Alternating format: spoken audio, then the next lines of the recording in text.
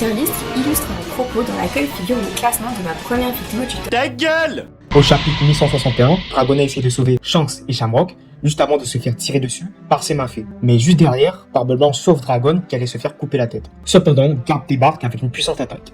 Et ça oblige Barbe Blanche, Kaido et Big Mom à s'enfuir, prétextant qu'ils n'avaient pas le temps à perdre à affronter Garp. Personnellement, je dirais que cette scène est améliorative vis-à-vis de l'image de Garp.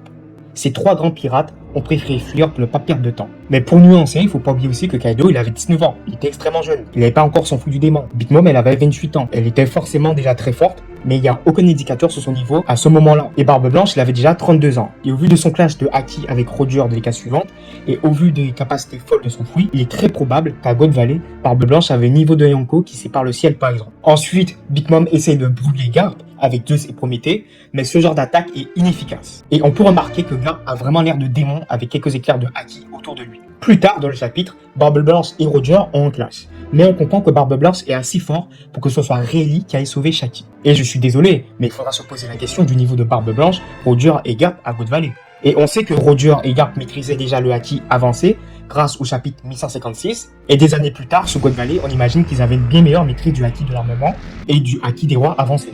Et n'oublions pas que le narrateur qui est Eiichiro Oda a affirmé que Garp, Roger et Xebec sont devenus des légendes grâce à leur récit. Et le narrateur sous-entend que ces trois personnages se sont affrontés durant la fougue de leur jeunesse. Sachant qu'au chapitre 1157, Xebec a l'air de bien respecter Garp et de bien le connaître, puisqu'il dira lui-même que Garp déteste ses supérieurs et qu'il devrait être pirate. Et on sait que Garp et Roger avaient l'habitude de se battre.